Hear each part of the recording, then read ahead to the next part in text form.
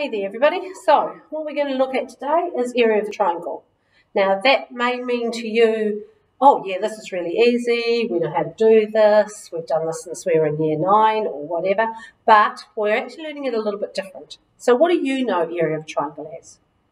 Yep, a half base times the height. So we would normally write it as area equals a half base times the height. So we'd have a triangle. We'd know what the base is, so this is the base, and this is the height. And what's particular about those two? They're always at right angles, right? That's why it works, because these two are perpendicular. So that works in any sort of triangle as long as you can find that perpendicular height. But what if you can't? We need another rule which helps us find the area of a non-right angled triangle when we don't have a perpendicular. So if we're looking at a triangle like this, all right, no right angles. We want to learn to name this triangle in a certain way. So we're not going to call them opposites or adjacents or anything like that. We're always going to name our triangles in this unit of work with A, B, C. So capital A, B, C for the angles, and the opposite one is a baby, or a lowercase a, B, C. So we've got 3 sides, 3 angles. All right? So that's the way we're always going to label it. Label it like this. Okay? So, we're not doing that sort of triangle anymore, we're looking at this sort of triangle. So we have a new formula, and our formula is area equals a half AB sine C. So it's a lot longer, but it's all just multiplying. A half times A times B times sine C. Okay? Right. So let's have a look at how it works then. If we've got a question that goes,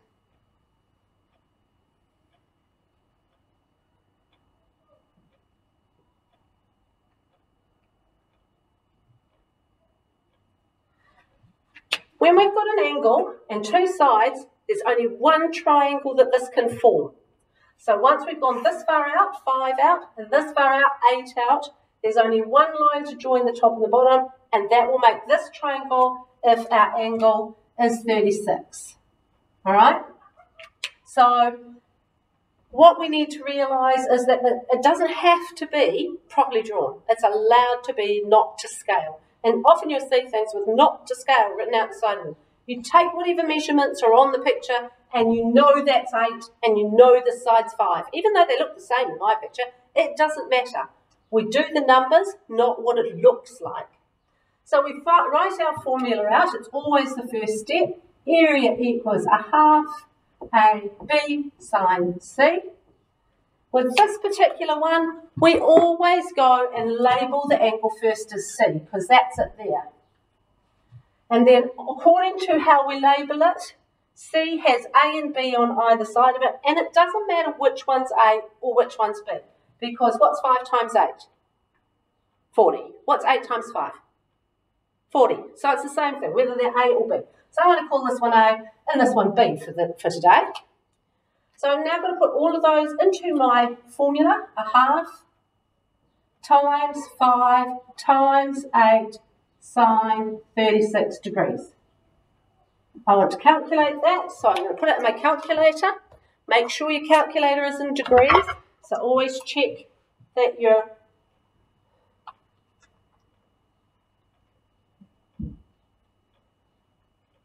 option shift setup that is degrees. Mine's not, so I need to change it again. There we go. And now just type across. I know a half is 0.5, so I'm going to write 0.5 times 5 times 8 sine 36 equals 11.7557. I only need 2 decimal places, so I'm going to write 11.576 units squared, because this is area. So it should be something or other squared. So I probably should have had centimetres on here.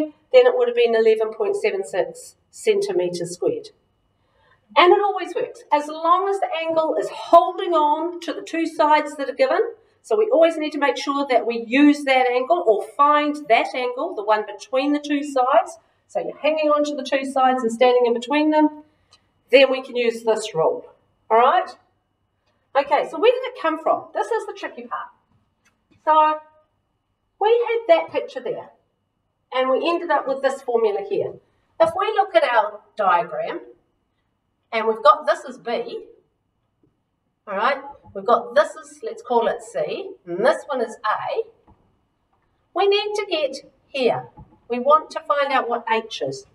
In our formula, we've got area equals a half B times H. And in our new formula, we've still got the half, we've still got the side B, but we need to find out what H is.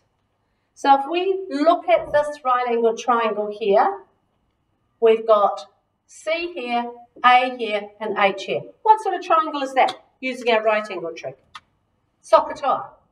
Okay? O and H. So we've got sine. So we've got sine of C equals O over H, which equals H over A in our black letters. So therefore H equals A times sine C. A times sine C. A half AB sine C. A half AB sine C. And that's how it works. Okay? So we're going to do some work now. Excellent.